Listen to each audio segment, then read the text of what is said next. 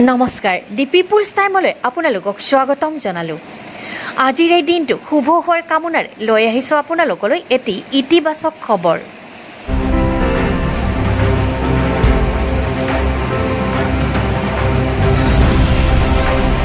মানুহে মন কৰিলে সকলো সম্ভৱ হৈ পৰে।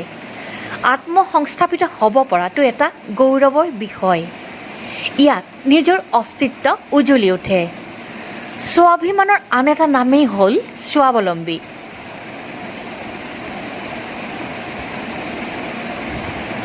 আমি কৃষিৰ জৰিয়তে, কোনো সৃষ্টিশীল কামৰ জৰিয়তে, হাঁহ কুকুৰা পালন, গাহৰি আদিকে ধৰি বিভিন্ন কৰ্মৰ জৰিয়তে তথা মৎস্য পালনৰ জৰিয়তেও স্বাৱলম্বী হ'ব পাৰোঁ।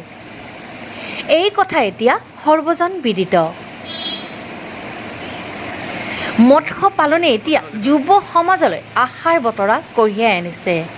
গোটেইখিনি আমাৰ ইয়াত পাব আৰু শিকিবলৈ পাব, যিটো প্ৰশিক্ষণ ট্ৰেইনিং এইখিনি গোটেইখিনি পাব।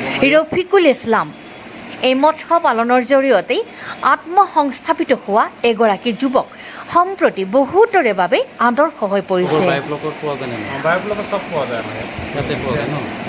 উল্লেখযোগ্য যে নগাঁও জিলাৰ জুৰিয়াৰ তিনিচুকীয়া গাঁৱৰ ৰফিকুল ইছলামে মৎস্য পালনৰ জৰিয়তে স্বাৱলম্বী হোৱাৰ আঁৰত আছে বায়োফ্লক নামৰ এটি পদ্ধতি, যাৰ দ্বাৰা ৰফিকুলে বিভিন্ন ধৰণৰ মাছ খুব সহজেই উৎপাদন কৰি ৰাইজৰ দৃষ্টি আকৰ্ষণ কৰিবলৈ সক্ষম হৈছে। সমগ্ৰ গাঁওবাসীৰ বাবে ৰফিকুলৰ সফলতা এতিয়া গৌৰৱৰ কাৰণ। উচ্চ শিক্ষিত যুৱক ৰফিকুলেও এদিন চৰকাৰী চাকৰিৰ সপোন দেখিছিল, কিন্তু তেওঁ তাৰ আশাত বহি নাথাকি বায়োফ্লক পদ্ধতিৰে কেনেকৈ মাছ উৎপাদন কৰিব পাৰি তাৰেই প্ৰশিক্ষণ লৈ আহে। আৰু আজি তেওঁ নিজে এই পদ্ধতিৰ জৰিয়তে মৎস্য পালনেৰে বছৰি বহু টকা উপাৰ্জন কৰিবলৈ সক্ষম হোৱাই নহয়, তেওঁ ইতিমধ্যে বহু যুৱককো কৰ্ম সংস্থাপিত কৰিছে। তেওঁ এতিয়া বহুতৰে বাবে আদৰ্শ হৈ পৰিছে। তেওঁ এতিয়া সমগ্ৰ গাঁওবাসীৰ বাবে আদৰ্শ হৈ পৰিছে। আজি ৰফিকুল ইছলামে শিক্ষিত নিবনুৱা যুৱকসকলক অনুৰোধ জনায় যে লাজ নকৰি আমি সকলো কামেই কৰিব লাগিব, আৰু যদি মন থাকে তেতিয়াহ'লে সকলো সম্ভৱ হৈ পৰিব। তেওঁ কয় যে ঘৰত বহি নাথাকি কম মাটি আৰু কম মূলধনেৰেও আমি সংস্থাপনৰ বাট মোকলাই ল'ব পাৰোঁ। মাত্ৰ ইচ্ছা থকাটোহে হৈছে আটাইতকৈ গুৰুত্বপূৰ্ণ কথা। তেওঁ মৎস্য পালনৰ ক্ষেত্ৰত একমাত্ৰ সহজ পদ্ধতি হ'ল বায়োফ্লক। এই বায়োফ্লকৰ জৰিয়তে তেওঁ কেনেকৈ মৎস্য পালন কৰিছে তাৰ ওপৰত তেওঁ প্ৰশিক্ষণ দিবলৈও সাজু আছে বুলি জানিবলৈ দিছে। লগতে এই পদ্ধতিৰ বাবে যি আহিলা পাতিৰ প্ৰয়োজন হ'ব সেয়াও তেওঁ যোগান ধৰিবলৈ সাজু আছে বুলি যুৱ সমাজক আহ্বান জনাইছে।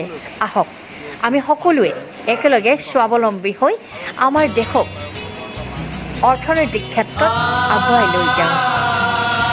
ফাইজুল ইছলামৰ ৰিপৰ্ট, দি পিপুলছ টাইম অসম। আৰু আপোনাৰ বায়োফ্লকখিনি জানিব লাগে। বায়োফ্লক কৰিবলৈ হ'লে গোটেইখিনি আমাৰ ইয়াত পাব আৰু শিকিবলৈ পাব, যিটো প্ৰশিক্ষণ ট্ৰেইনিং এইখিনি গোটেইখিনি পাব আমাৰ ইয়াত।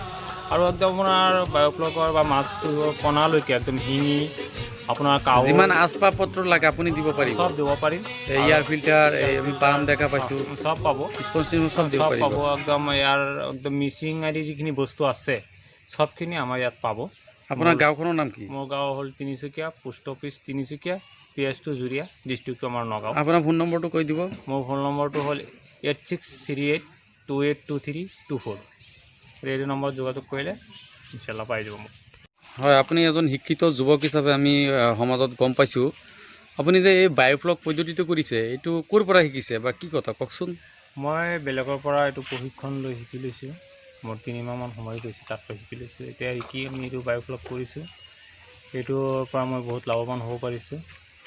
গতিকে ইয়াত টেম্পু মাছ এৰি আছে। এইটো কেই ধৰণৰ বায়'ফ্লগটো কেই ধৰণৰ হয়? আপুনি দুটা ধৰণত কৰিব পাৰে, এটা আপোনাৰ প্লাষ্টিকৰ টেংকিত আৰু এটা পকাকৰণ কৰি ল'লে এইটো লাইফ টাইম হৈ গ'ল। আৰু প্লাষ্টিকৰ টেংকিটো আমি কৰিব পাৰোঁ। আপোনাৰ ইয়াত বৰ্তমান কেইটা টেংক আছে? মোৰ ইয়াত 4টা টেংক আছে। কি মাছৰ হেৰি আছে? মোৰ এতিয়া কাৱৈ মাছ আৰু শিঙি আছে। হয়, আপোনাৰ কাৱৈ মাছ মই 2বাৰ বিক্ৰী কৰিছোঁ, তাৰ পৰা মই বহুত লাভৱান হৈছোঁ। কিমান দিন মূৰতে ডাঙৰ 3 হয়? মাহ মূৰত বিক্ৰী কৰিব পৰা যায়। 3 মাহ মূৰত তলত 100 গ্ৰাম, ওপৰলৈকে 200 গ্ৰামলৈকে হ'ব কাৱৈ মাছখিনি।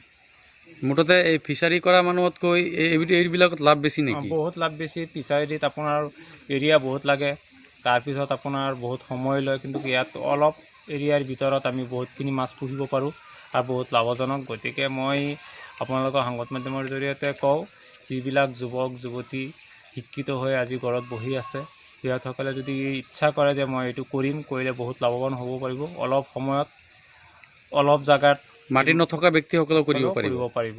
আৰু কৰিলে যদি মোৰ লগত যোগাযোগ কৰে, তেনেহ'লে মই সিহঁতৰ যিখিনি প্ৰশিক্ষণ বা যে কেনেকৈ আপুনি শিকাই দিব পাৰে? শিকাই দিব পাৰিম, কোনো অসুবিধা নাই।